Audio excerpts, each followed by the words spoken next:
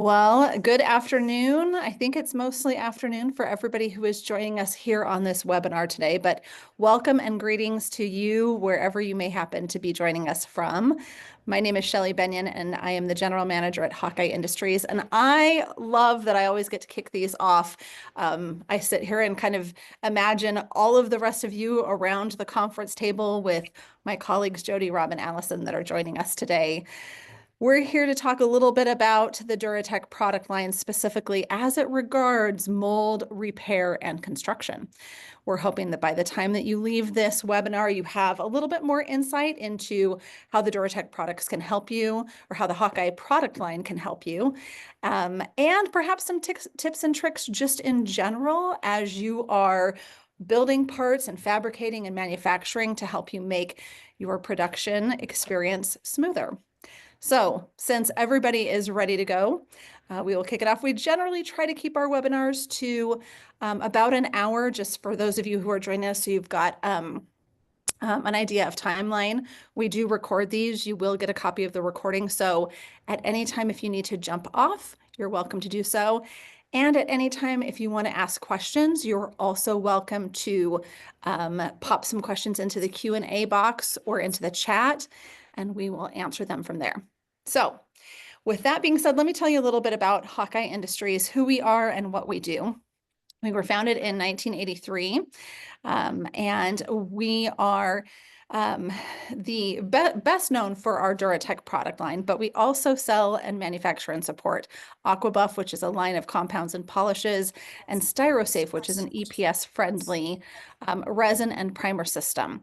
We're not going to really talk about StyroSafe or StyroShield today, and we'll touch on AquaBuff a little bit, but all of our product information is certainly available online.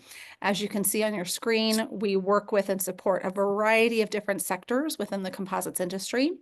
And certainly, if anybody is manufacturing, they're working with molds. And if they're working with molds, there's going to be a time and a place to renovate or repair those molds. So that is what brings us all together today. I'm joined, you can see three of my colleagues, and we have one of our colleagues who is also joining behind the scenes, but I'm joined by three of my magnificent colleagues. You can see us on the map, three of us on the map. As I mentioned, I'm Shelly Benyon. I cover the territory that is kind of central United States up into Canada, central and eastern United States up into Canada. Our colleague, Rob Smothers, who is in the Hawkeye hat. Hey, Rob. Thanks. Rob covers the South and Southeast, so kind of the central states and southern United States. And then Jody, who's up there in his blue shirt. Hey, Jody. Well, hello, everybody. Nice to see everybody here. Thanks. Do you also imagine, Jody, that we're all around a conference table with everyone? Well, I was going to comment that see how far apart we are on the map. That's kind of where we are today. It is kind of where we are today, which I'll just put it aside means that one of us is centrally located to you. And if you happen to be joining us from Canada or overseas, we also sell and support and work with distribution partners there. So you've got lots of resources. Included in those resources is our content marketing specialist, Allison Spies. Hey, Allison. Allison is responsible for putting the webinar together, but also for helping us to create many of the documents that we'll talk about and the resources that are available to you, both in this presentation and outside of this presentation. So with that, let's talk a little bit about what we hope to cover today in our mold resurfacing and repair webinar. These are our goals, or this is our agenda. We're going to do a general overview. We'll talk about the resurfacing process and when and why to do it. We'll talk about one of our most popular standout products, which is mold repair putty. We'll cover the differences between polyester and vinyl esters. That information is both useful as is relevant to mold resurfacing and repair, but also if you're working with any of the other Duratec surfacing coatings. It's very applicable.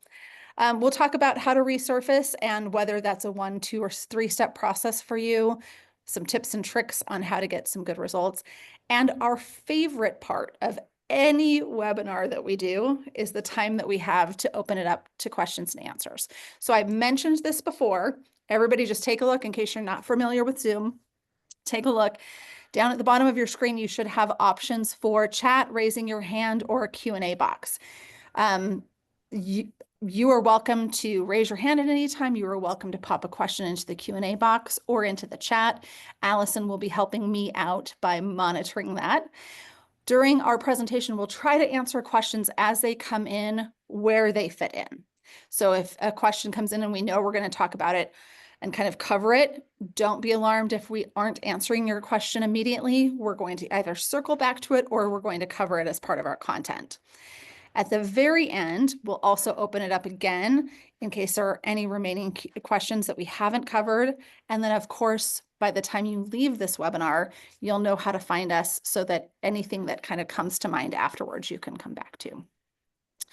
So I mentioned before the Duratec product line, the AquaBuff product line, the StyroSafe product line. The majority of the products that we're going to talk about today for mold repair and resurfacing fall under our Duratec product line.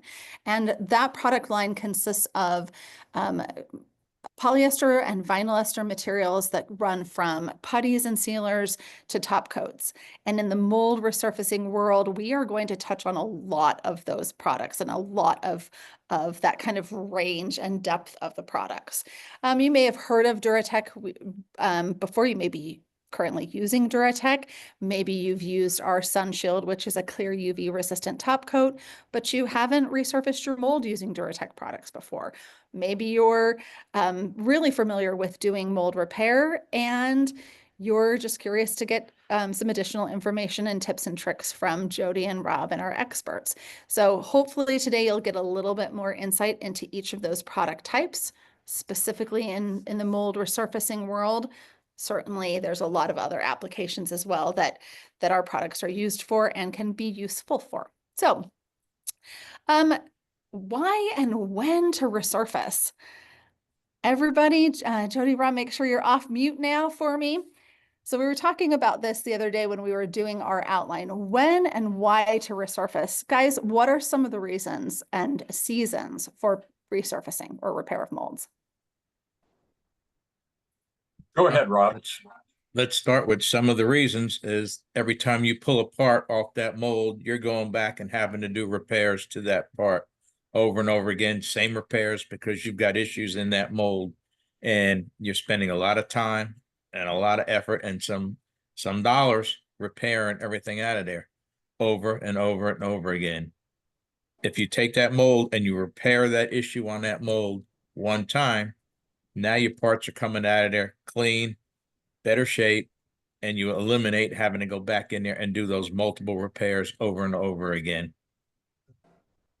So really, Rob, what I hear you saying is that if the finishing department is seeing the same defect repeatedly, that's the moment to pull your mold out. Yeah, and we see that a lot, and it gets to the point where it becomes part of your production, and you don't even look at it anymore as that you're doing those repairs. It's just so common that it actually becomes part of your production, when there are ways to eliminate that, where now you've got labor that can be used in other areas and you can minimize the amount of repair and the work that you've got to do on those parts that you're pulling. Mm-hmm. Absolutely. Thanks, Rob. Jody? Well, and then after what Rob was saying about a production mold where you're cycling that mold frequently, the other half of it is on why would you do it? Okay, you've got one hull to build, this 42-footer, and your forklift driver just ran into the side of it, putting it into the building. Now you've got to do some repairs on it, and what kind of repair are you going to do? And Jody, that never happens, really. No, it never happens. Never happens. But you're only making one of these. Yeah. And you don't need it to last. So we have solutions for that too. And in just a couple of minutes, when I start carrying on about my portion of this in the beginning, we will discuss that. Perfect. So some of what we'll talk about today is the difference between a structural repair to your mold, and how our products can support that portion of it. And part of what we'll talk about today is the resurfacing and kind of the upkeep of it. So there's a little bit of a dynamic, and to Jody and Rob's points, the where and why, or the when and why, in terms of repair and resurfacing can really tremendously vary across your shop dynamics. So I can't remember if it's Jody or Rob who said this, but it's such a great point that your team who's doing fabrication and lamination or finishing, they may also be your crew who are doing the resurfacing, and you need that in your schedule. So sometimes there is plan dedicated time you can take throughout the year to kind of do that upkeep on your mold surfaces. Sometimes you have to do it more on the spot, and in a larger shop, it's just an active part of the entire production flow. So whenever that season comes for you, let's start off with one and done, repair and move on, a little bit more of a structural change. Jody, talk to us about mold repair putty. Okay, mold repair putty. And this is a pretty versatile product. And I hope everybody can see me now because I'm not coming up on my screen. But I've got a display here, my actual can of putty that's in my hand. And this putty can be used for semi-permanent repairs, or it can be used for just a quick and simple repair just to get the thing back online. And the reason it can be used both ways is because it will polish out to a nice high gloss. And there's a lot of times on tooling, you don't need to do anything more. You're filling in some chips, repairing a radius. You're going to sand this in about 20 minutes because it's going to be cure and hard in about 10 to 15 minutes, and sandable immediately after that. And then you can go ahead and fill it, and you can use it as is, sand and polish that surface. You can spray over it. And then in the forklift situation where you only need to make one hull, the nice thing is that it's not structural, but if you've got a nice size gouge or big scrape or something, you can do a very quick repair. And it may crack after the first part, but if you are only making one part, that's all you need to do. You don't need to spend 3 days fixing that. You can spend an hour and a half and be back in production with that mold. And I say an hour and a half because it's not going to take you that long to sand and polish our product, but you still got to apply the mold releases correctly. So that's one of the critical aspects of it. Now, another thing with this putty, as you can see in the little video that's playing, the viscosity of this is a little bit on the high side. We do it that way on purpose. I just happen to have the orange here, just happens to match what they're working with in the video. I'll use the untinted version frequently. Really doesn't make a difference on a tool other than the untinted. If I don't tint it, if there's any air bubbles in the putty, I can see them if they're near the surface. So I can work the repair enough to get the air bubbles out before I sand it. But that. So Jody, yes, I'm just going to pop in and ask, you know, for those of us who might be on here and not know why those air bubbles would be problematic, what's the issue? Well, you're gonna fill that void, whatever it is, defect, and then you're gonna start sanding on it, and all of a sudden you find out that there was a little air bubble in it, got left from moving the material around on the surface, and you couldn't look into it because it's opaque. And now you've got that air bubble, and you don't necessarily have to start over, but you got to mix more and do it again. If you use the untinted version, then you can see into it a little bit. Now, the other thing is, with this high viscosity, you can add tooling gel coat. If you get the untinted, you can add tooling gel coat to it of the color of your choice, if you want it colored, or don't. Now, you can also add a little bit of resin to it if you want to lower the viscosity and still have it clear.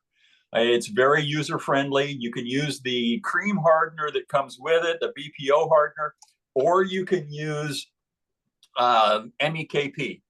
Either way, The gel time isn't going to be a huge difference. BPO gives you a little faster cure, but and a better thin film cure, but that isn't always what's important. Everybody has MEKP on the shelf. They can use it and mix it in. Sometimes you've used up the BPO. I use the MEKP probably 80% of the time because I'm not worried that it cures that fast. So that's my, and then with the BPO, when you add the BPO, it will change the color slightly to whatever color of BPO, the cream hardener you're using. And if you use the untinted version, it's going to make it not so translucent. It's not clear, but it will be translucent if you use MEKP. It's going to add the color of the hardener if you use BPO. So that's my reasoning for most of the time using MEKP. Doesn't really make that much of a difference, but just so you know, it can go either way. And again, there's a little flexibility. Yeah. Yep. And this is for filling small gaps and cracks, not huge things. It's not structural. If you just surface repair a bunch of cracks and the cracks are from impacts or stresses in the mold, you're not going to get a long-term successful repair with it.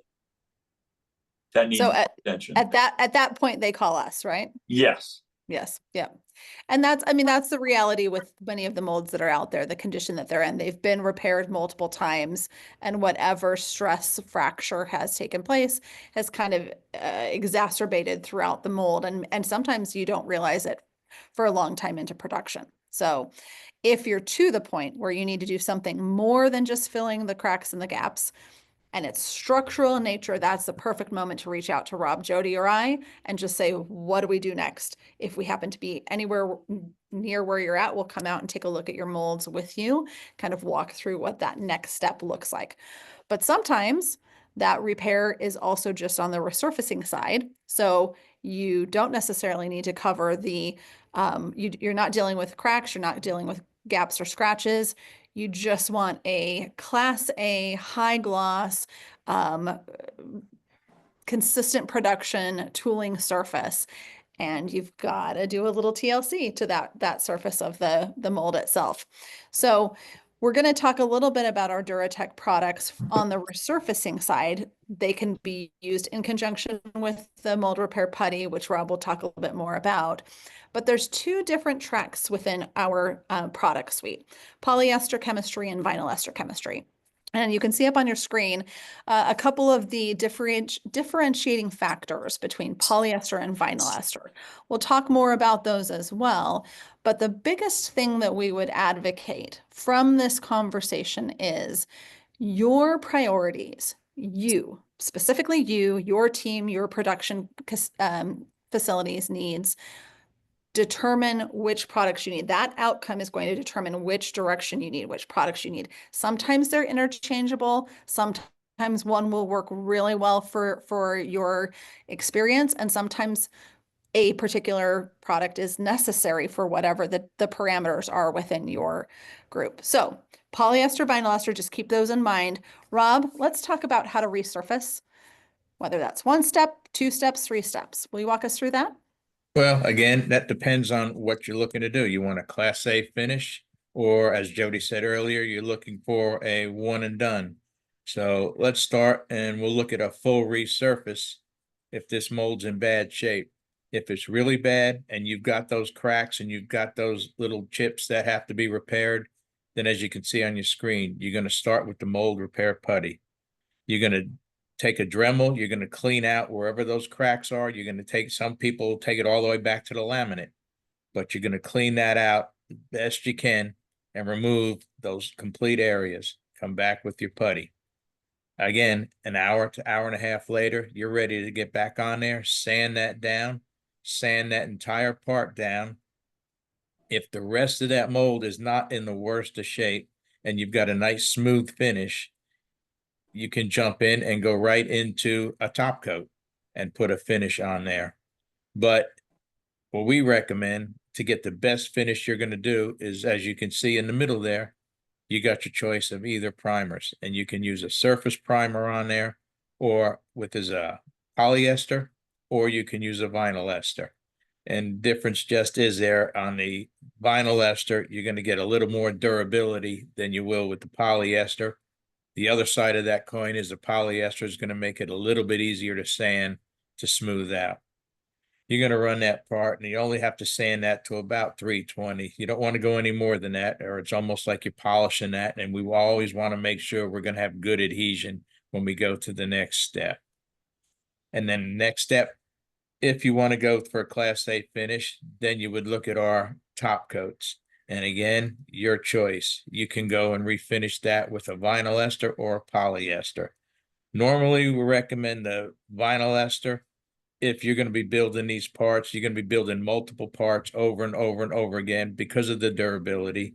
And at the same time, if you're building parts, maybe closed mold, maybe these molds are going through an autoclave and you're going to be running the temperature up above that 150, 175 degrees, you're going to get a better result and your mold's going to hold up much better with a vinyl ester. Now that's taking that to a Class A top finish. We also have plenty of customers that will resurface that, follow those steps, but they'll actually stop just at the primer. And there's little tricks to that as well. You get into those last couple passes, whether you're using the vinyl ester or the polyester, and you could add the high gloss additive to that, turn it into a real smooth flowing, finishing, sanding primer. That'll give you a nice hard high gloss finish. And you can stop right there, sand that to 400, 600. You're ready to go. You can build your parts right off of that. So again, this comes down to when you determine how far you want to take that mold and what you want your finished parts to. If you're, like I said, if these are going to be, hey, I'm building 4 or 5 parts off of this and then it's once and done and then that mold's finished, you don't need to go through the 3 steps. If you're building a Class A mold that, hey, you're going to be using this mold for years to come and building multiple parts over that, then you take it through all 3 steps, all the way through to the top coat. And mainly on that top coat, when you finalize that, you're going to sand that to probably to about 1,000. And it's going to give you a nice, smooth, high gloss finish, completely cured out and ready to go back into production. So Rob, I'm going to pepper you with a couple of questions that I've got here. I think one, it's useful to kind of restate what you said so wonderfully, which is that for many of our customers, stopping at a primer or an additive infused primer, if you will, the blended primer is sufficient for what they're doing. So I just wanted to just kind of restate that and repeat that the full suite of steps 1, 2, and 3 is often the solution, but also, if that's not what your parts demand from it, that you can stop at that primer. What's the gloss level difference between somebody who might stop at a primer versus somebody who goes to the top coat? Primer, you're probably going to stop. You're going to be about 75%, where you take it to the full top coat, finish it off, sand it to 1,000, polish it, and come back. You're going to be around that 92, 93%. Especially on the vinyl ester. You're just going to get a little bit more gloss off of that. So again, it comes down to, are you only building a few parts off of that and you're not so concerned with a high gloss part on that? Or this is something, the deck of your boat, the hull of your boat, and you're going to be building these parts multiple times over and over again, and you want to put the best part out, then you take it to that 3rd step and you build yourself a Class A mold. So we got a question that came in the Q&A, and I think it's wonderfully fitting for this moment right here.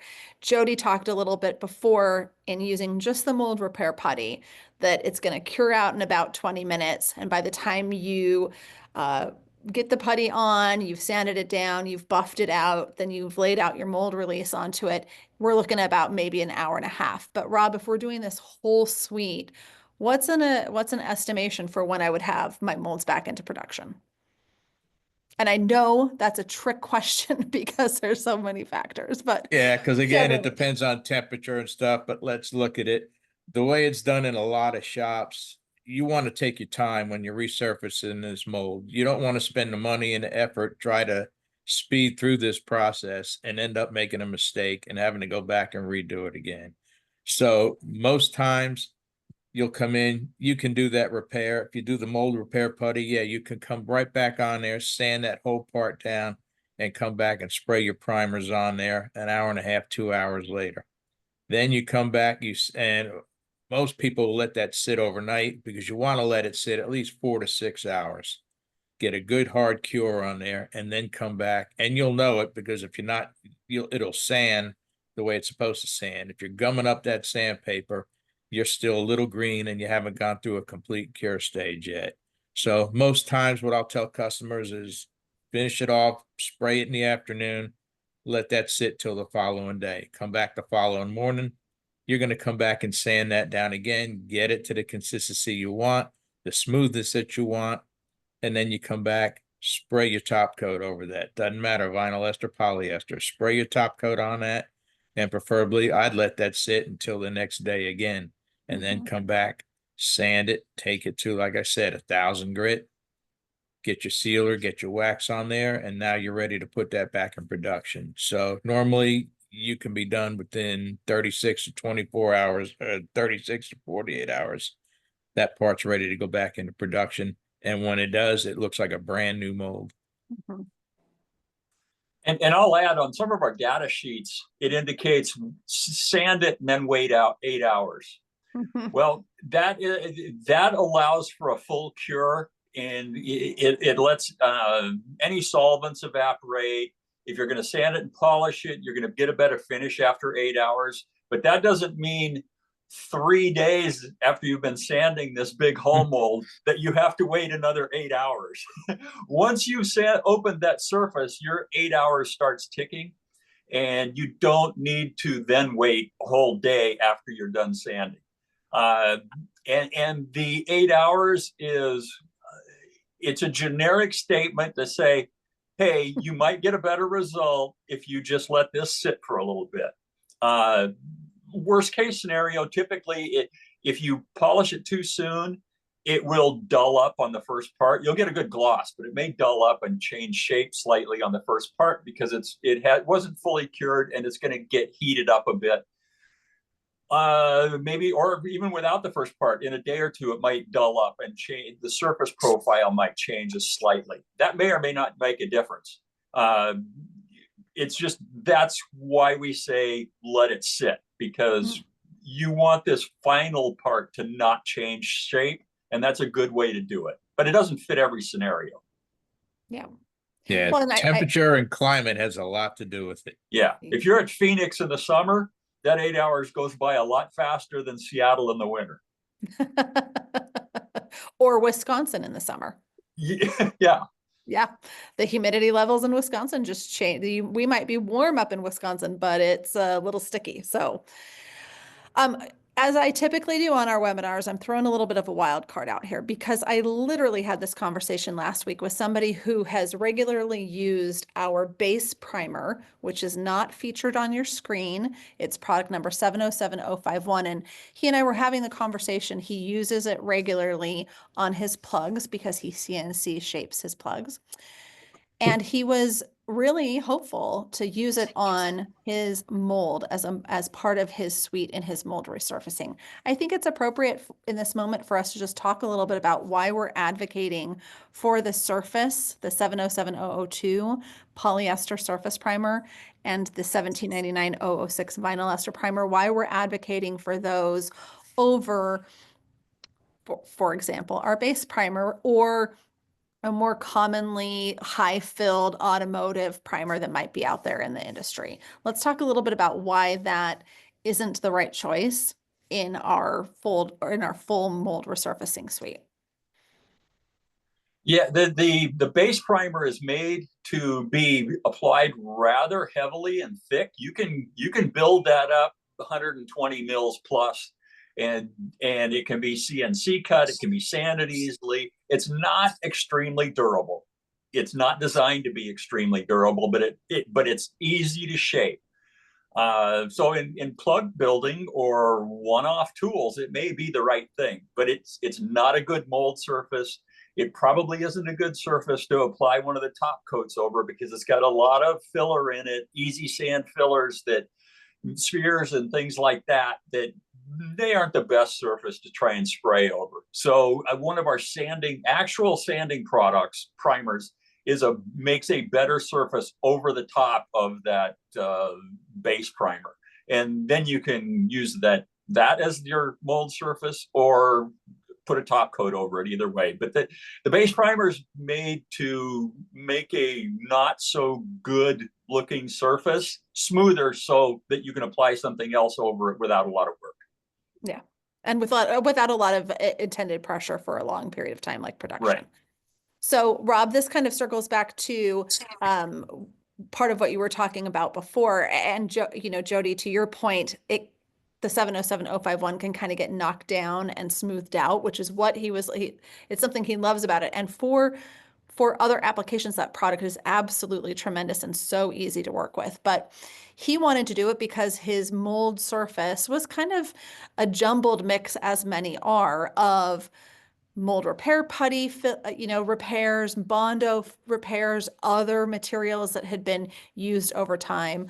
Rob, what's the compatibility between, for example, the primers over the existing mold as it is in its condition? Well, I mean, once you sand it down, you're going to get great adhesion. The difference between those primers are with the high build and the easy sand. That's more for in your plug building. That's more if you've got different substrates. So you've got a lot of lines in there because you've got components where you piece pieces together, and you want to smooth that out to where you're not going to see that once you go and build this mold. You want that to be gone. We see this a lot with pool builders where they're constantly changing that mold, and they'll cut off an end. They want to put a deck on there. They want to open that pool up a little bit. So we sell a lot of it into these pool builders so they can hide those lines when they're rebuilding that mold. So what they're using that for, it's not so much for resurfacing. So if that mold is in the worst shape, it's been sitting outside for 20 years, you got a lot of hills and valleys on that mold, it's changed shape a little bit, and you're trying to reset it again. Yes, you can go back and take a high build primer or an easy sand primer to level everything out, build it up, sand it back down, get everything in line, and then come back and put your surface primer over the top of it to give you more of that solid. The difference between the two is you got a higher solids level in the surface primers versus the higher filler levels that are in your high build primers. And that's why they're used for different instances. You want the high build ones because it shapes easier. You can build it higher, 40, 50, 60 mils without an issue. And it sands a lot easier than if you go take a vinyl ester surface primer and try to build it up and then have to come back and completely sand that down to get your shape. So that is a difference between two. The way I look at it is, one is for when you're building the molds, and the other is for when you're resurfacing a mold. Got it. And do we need to be concerned at all with materials that might be on the mold surface before we're repairing it? Well, yeah, I mean, you want to make sure that you clean that surface. You don't want any oils. You don't want any wax residue. You don't want anything on there that's going to create an issue with adhesion. We've seen that in the past too.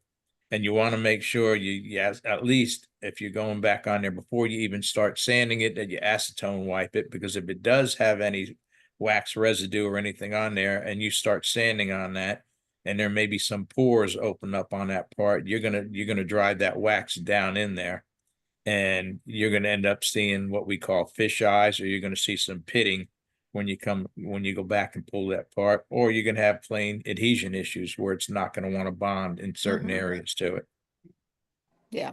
Excellent. Well, Rob, that information is a great segue kind of to our next topic, which is what are some of the tips and tricks for making sure that from start to finish, we've done a good, solid, complete resurfacing of our mold. So I feel like your advice right there to just make sure that from the very fundamental laminate itself, the structure of the mold itself, it's got to be in good condition from a structural perspective, from a cleanliness perspective. These tips and tricks, these hot tips, are honestly just about as easy to explain and as easy to articulate as they are listed here in bullet points. from our perspective as Jody, Rob, Allison, and I were putting together this webinar, so much of what we talked about was just starting from the very beginning to make sure that from an application perspective, you were taking the right steps from start to finish so that your materials and your process are working for you in resurfacing, repairing the molds in a solid, consistent fashion. So spray technique and viscosity. Jody, Rob, any comments on that? I love to talk about this one with customers because one of the biggest things that I don't want to say people have problems with, but adjusting to. Our product is higher in viscosity than an automotive paint, but lower in viscosity than gel coat. It's very easy to spray, but if you put it in typical gel coat equipment and use the same or similar settings, you're going to get way too much material out too fast. It's probably going to sag. You're not going to be happy. So you have to do a little testing. And what I do is I tell people, put some in the gun, uncatalyzed. Doesn't matter what kind of gun you're using, whether it's a pressure pot or a HVLP gun. People do use our products in larger airless equipment.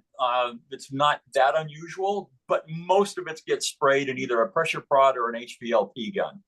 And it works fine in both of those. But what you have to remember is those knobs on there are made for adjusting. Put some that's uncatalyzed in your equipment and spray it and make sure you get the results you want.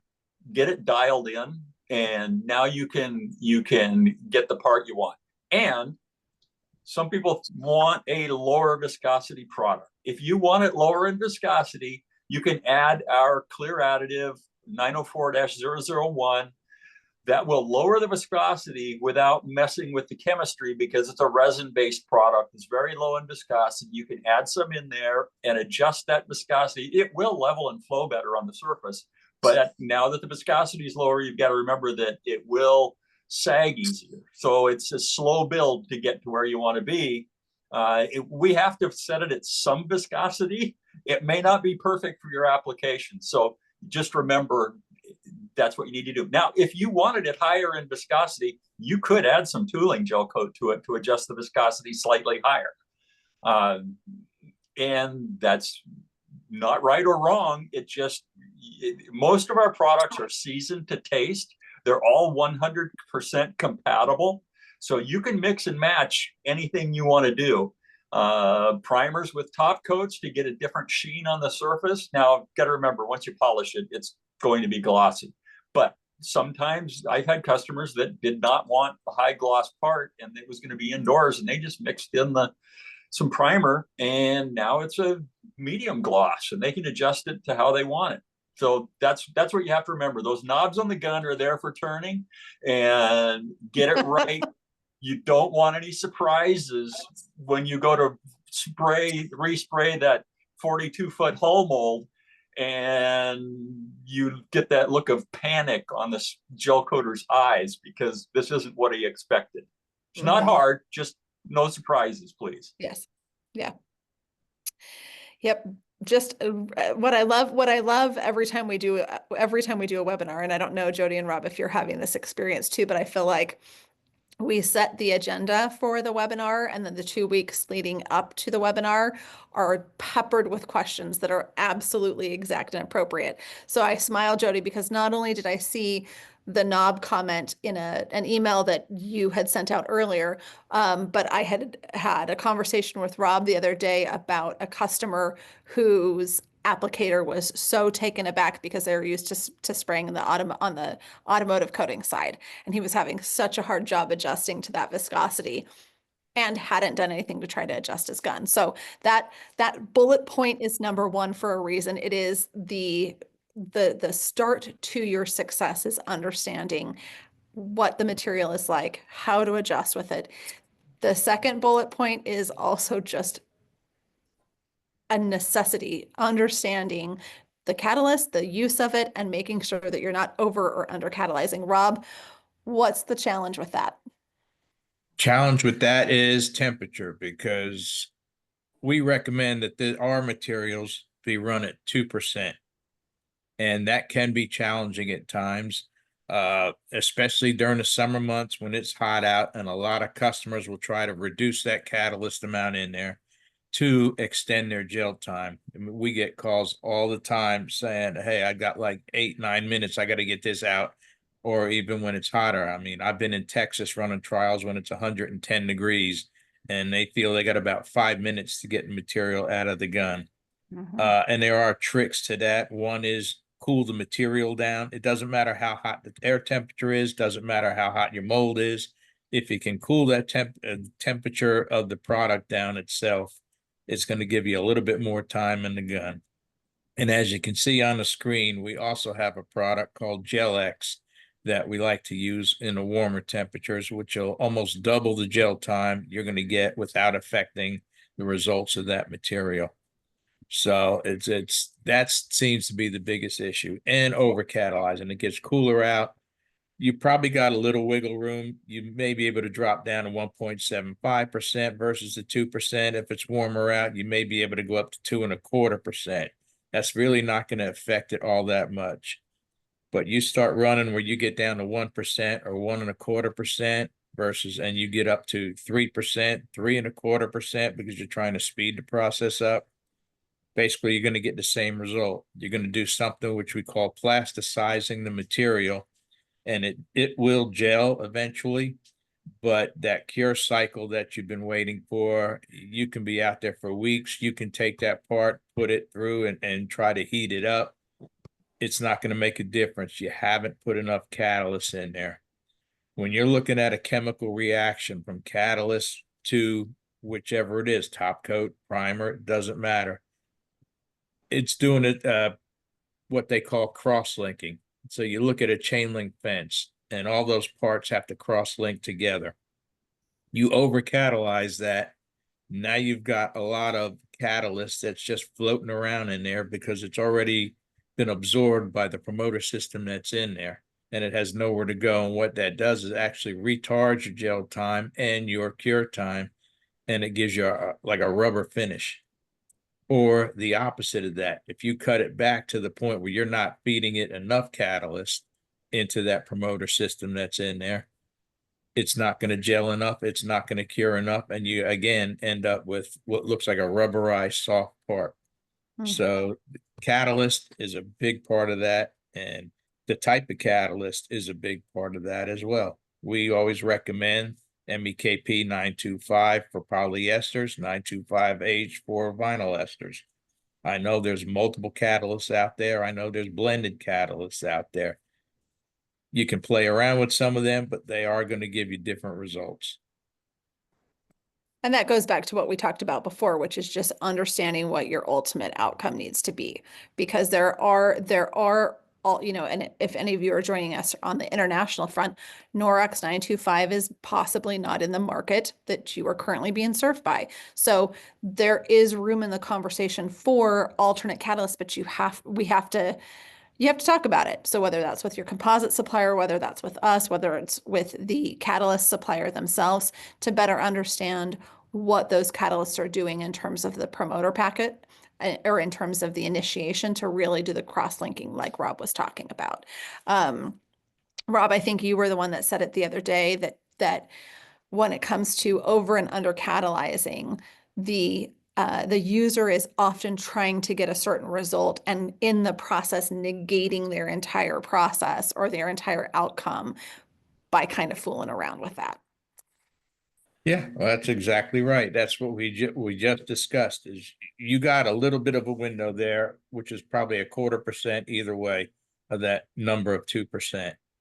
But you got to make sure you're getting proper catalyst in there. The nice thing about with the majority of what gets done with our products, the catalyst is being added directly to the product and you're not running. And so you're mixing it in. So we know you're getting the catalyst in there versus trying to run on like an airless system where the catalyst comes through the tip and it's actually blended in as it's shooting out of the gun.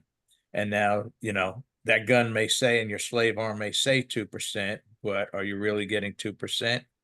At least when you're weighing that material out and you're adding the catalyst yourself and blending it yourself, you know exactly what you're putting in there. So you have much better control as to what you're doing. And another thing that people ask frequently is that by weight or by volume. Virtually everything in the lab is done by weight. But as Rob said, on a piece of Magnum equipment or airless or things like that, or a lot of times it's done by volume in the shop. You've got a quart of resin and you add, 20 cc's to it. Well, that's all volume and it works. Pick one method. It's not right or wrong. It's close enough that you're not going to notice the difference except maybe in the lab. And the other part, he was talking about over and under catalyzing. Frequently in hot weather, we get people saying, but I only add 1% catalyst. It still gets hard. And it's like, it does eventually get hard. But getting hard doesn't mean it cross-link correctly, or you're going to get the full physical properties of the product. It may crack, it may dull up really quick. You may have a poor mold surface. So you've got the option, like you said, Gel-X. We can just blend into the Gel-X. The Gel-X, I use it all the time in training. What it allows you to do is let the spray gun operator concentrate on doing a good job and not just getting it out of the gun, because it will change at 77 degrees or typical shop temperatures about double the time. So if it's a 15 to 18 minute gel time with the product in its normal form, you're going to be out 28 to 30 minutes, right in that range with the Gel-X, and it works great. It takes the stress off the people, and you end up with the same good finish in the end, and it doesn't really slow down the cure on the surface that much. It does more in the pot than what it does on the surface. So I love using the product. We've done a lot of testing. Now we've done testing with CHP type catalyst and blends. If we're talking airless equipment and external mix, you're probably better off with CHP, only because vinyl esters, and we're talking vinyl ester usage, vinyl esters tend to foam a bit. And when you mix it up in a pressure pot or a gun, it does initially foam, but all those bubbles come to the surface. And as it's sitting there, it foams less and less and less. That's the initial reaction that happens right away. You're typically drawing off the bottom of the container, so there aren't bubbles being pulled up, and it's not foaming on the surface. When you have an airless equipment, it's an external mix. You're expecting those two fans to hit each other between the part, midair, and thoroughly mix and be great. Well, all that catalyzation, the reaction is taking place on the mold surface instantly. And it can get some foaming going on. And if those bubbles don't escape, you could get some porosity. And our products are known for not having porosity, but that's one way you can induce it. It's not that common, but it can happen. In that situation, switch to a straight CHP and it won't foam.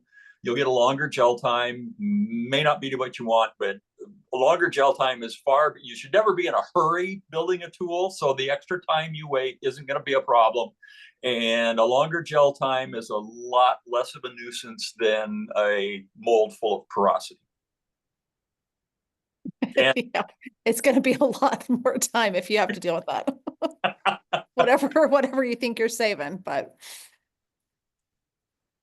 All right. Well, Jody, that's a great segue into this frequently asked. We're going to talk a little bit about I think we have 3 of our most frequently asked questions or troubleshooting pieces.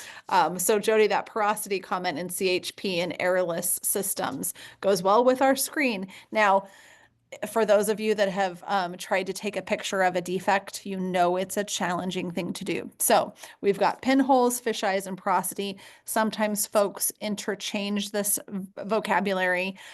Sometimes if you're looking at it from a digital perspective like we are here, it can be a little bit hard to tell what the issue is. Jody, you just touched on CHP with vinyl esters through airless as a solution or as a way to avoid porosity. Jody and Rob, what are some of the tips and tricks for, in general, avoiding these surface quality issues? Well, I think Jody already hit on it, is to get your fan, get your atomization, get everything on that gun prior to actually spraying on that part. Make sure you're getting the proper fan that you want. Make sure that the material is being atomized correctly as it comes out of that gun, that you're getting the spray pattern that you want. That's a big part that will help eliminate the pinholes and the porosity right from the get-go. Fish eyes, that's usually another story. That would mean that you got some type of contamination on that part. You go to wipe down because you come in, you're ready to spray it. You see that it's covered in dust. You grab a rag and you start wiping it down, and you don't realize maybe there was some oil, some residue, anything, or you blow it off. You take your gun and you start blowing air on that part to blow all the contamination off, everything off. And maybe you've got contamination in that airline. And you'll know it when you spray that part, because it'll open up and you'll see exactly what we're talking about with the fish eyes on there. So it's just a matter of your preparation, getting started, and like Jody said, making sure you've got the proper fan pattern, everything you want to do. A lot of guys will just take a piece of cardboard or something, put it up against the wall, and start shooting the cardboard first, making sure they see what they want to see before they put it on that part, and make sure they're getting the right spray pattern that they're looking for. Because a lot of this that you see on your screen right now can be eliminated as long as you got the right spray pattern. Yeah, and I'd like to add that the spray equipment out there, you don't need an $800 HVLP automotive spray gun to spray our products. We frequently use the $35 guns off of Amazon with a 2.5mm tip. Sometimes you get 3 tips along with that, along with a regulator and some wrenches and some other fittings and goodies that go along with it, rebuild kits, cleaning equipment. And our products aren't that picky about the equipment that they're being sprayed through. The other thing is, don't try and spray it like an automotive type paint. If you try and spray the primers like they're automotive primers, you're going to put too much air in it. You're going to dry the material out, and it's not going to level and flow on the surface. So frequently you have to reduce your atomization air a bit. You want that to go on as a wet film. Now, sometimes you want a dust coat on the initial part, depending on what you're doing. But if you want that surface smooth, it has to be liquid enough to actually level and flow. So you don't want to over atomize it out of the gun. And that's where the right tip size comes in. Is everybody goes to Harbor Freight, buys the 1.4, the $9 gun with a 1.4mm tip, and then they're trying to figure out how to get enough material out of that. And that's just made for automotive type paints. Ours is heavier. Now you can always drill that tip out, and it works. Or you just buy the one off Amazon for $25 and you're good to go. It will probably do 90% of what you want to do. Yeah, that is definitely our go-to. Every time we talk about it, I think we just need to have a little store full of those. Yeah. Full of those. All right. So another troubleshooting piece, another frequently asked question is, how much are the products going to shrink, particularly when we're talking about the top coats? How do we avoid that? What are some of our thoughts? All polyesters shrink a little bit. The shrink of our material, you're going to lose. If you spray it on 20 mils thick, you might end up with 16 mils after it cures. There's a little bit of shrink there. So you've lost a couple of thousandths in thickness. Most of the time, that is irrelevant. Shrink you're probably going to see is from any structural repairs you made prior to applying our product. And you want to make sure that those repairs are cured well, because if they're not cured well, the first time that either mold gets put out in the sun or you make a few parts off of it could change shape slightly. So that's where using the right catalyst all the way through, using the right amount of catalyst, and the product choice, because if you're using our primers, our polyesters go to almost in the range of 200 F for temperature resistance. The vinyl esters go to 300.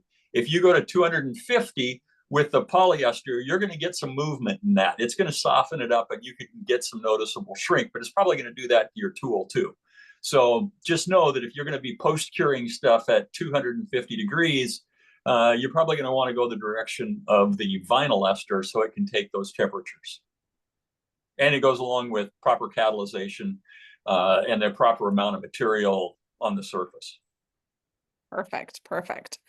And the last FAQ, and we're excited to talk a little bit about this one because we want to talk about it both in terms of compatibility with our material, which is what mold releases are compatible with our material, but also after you have all of that refinishing done and you've done the mold release, what tips you need to know for spraying material down onto that surface. So I'll just start with the basic question. From a surface perspective, are there any challenges or problems with the mold release choice? I may have asked that. I may have asked that poorly. No, you asked it just fine. I didn't know if Rob wanted to answer it. If you're making a mold and you want to use our products for in mold, you want to use a paste wax on that surface. And really, for all tooling purposes, paste wax are better than semi-permanents. You can use semi-permanents, but they frequently work too well, and they don't offer the in-mold coating enough of a bond to the surface to stay in place, and they can pre-release. And you got to read the directions on the can. So that's in your mold application process, or in your build of a plug, build of a mold, that sort of thing. And Rob, what on the other end, what's compatible for ours once a mold is in use in production? Well, once it's cured and once it's ready and it's in use, it pretty much, you can go back to a semi-perm type wax.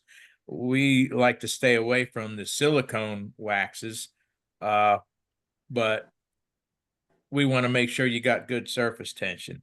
And with those, as Jody said, we like the paste waxes. But when you're actually pulling your gel coated parts off of regular mold that's been tooled, you can get back and you can use most waxes that are out there. We'll work with all the waxes that are around. There's nothing that you're going to worry about on that part. I mean, we're compatible with pretty much everything that's out there. What we're trying to stay away from is, as you saw on the last screen, is coming up with the fish eyes or anything else. So the main thing is you want to make sure you keep some surface tension on that part. So we want to make sure we do have enough adhesion to keep the part down in the mold and not have the pre-release issues that we're going to have. Mm-hmm.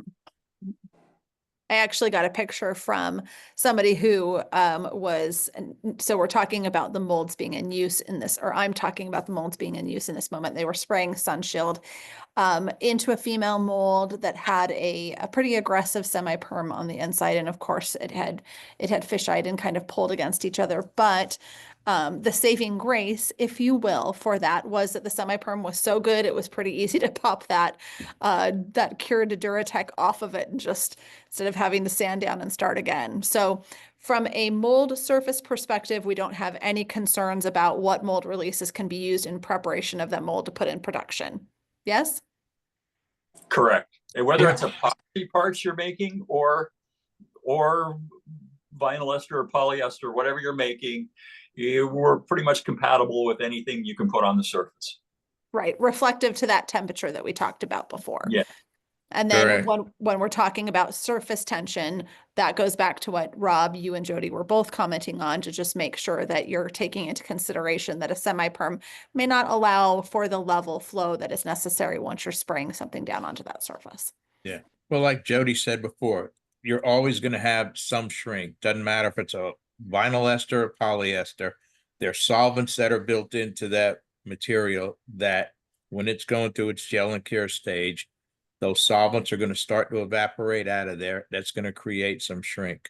So again, what you want to do is make sure that you can maintain surface tension on that mold so that part, as it's shrinking, still holds to the mold and you don't end up with those pre-release issues. Yeah. And to add to that, the longer the part stays in contact with the mold surface, the better the part will look. And if you wait 20 minutes, which in some production things, it might be 20 minutes, could be 2 hours, it could be 2 months. The longer you wait, the better it will look, because it will have more fully cured against the mold surface, and that will make it look better. It has to do with your in mold coatings, the resins you choose, the temperatures in your area. There's no one size fits all answer. It's not a generic thing that you can just calculate. It's with all your products together, maybe it's 3 days and you don't see much of a difference after 3 days, and your part, yeah, we let it sit 2 weeks and 3 days both look the same, or 3 days was good enough. 2 months looked better, but 3 days was good enough. Or it's, we don't have choice. We're popping 3 of these out of the mold today, and Yep. that's what the surface looks like. Yep. Yeah, there's no right or Now wrong. we move to finishing. Yeah. Well, this is our moment that if you haven't had a question get answered, please feel free to kind of pop it into the box. We've covered a lot of the questions that have come up. Thank you, by the way, audience members, for populating those for tech. I actually got a couple of text messages as well while we were talking. The one question that is still kind of lingering, and both Jody and Rob have spoken to it throughout the course of the webinar, but let me just answer it declaratively, which is, what is the temperature range for our products? So our technical data sheets certainly have this listed on there, so you have that information. But in general, polyesters, you're looking at an HTT of about 200 F, 180 to 200 F, and vinyl esters, typically 200 F, or excuse me, below 280 F. So you do want to take that into consideration when we go back to our original conversation of polyester, vinyl ester. You do want to take that characteristic into play when you're considering what you're going to do, especially, I think Jody mentioned, if there's any post-curing happening. I don't see any other questions come up. So since there will be questions, whether you're watching this live or you are catching this on YouTube once we've posted this video, Allison, what do folks do when they've got more questions? Well, part of our initiative for education and product education, it has been over the past few years to revamp all of our technical data sheets that are on our website, easily accessible. Everything is easy to find on the data sheets for the key uses, the features, and then all of the product properties. So you can find any questions you may have usually on those documents. And if you can't find them there, you can also find them from our lovely sales reps who you met today, Jody, Rob, and Shelly. And that is pretty much the gist of basically our product resources. We have webinars on YouTube about pretty much every product we have at this point, which is another component that we've been working on to try and make sure everyone gets the education they need. And if you have any further questions, you can reach out to the sales rep nearest you. Wonderful. Thank you, Allison. Thank you all for joining us today. It's not quite the same as being with you, and we love to be with you. So contact us so we can talk and visit and connect with you. But we do really appreciate that you've spent your time. Jody, Rob, Allison, you know I love our time together. Thank you for your insights and education today. Please reach out. We're here to help. Have a good day, everybody. Thank you.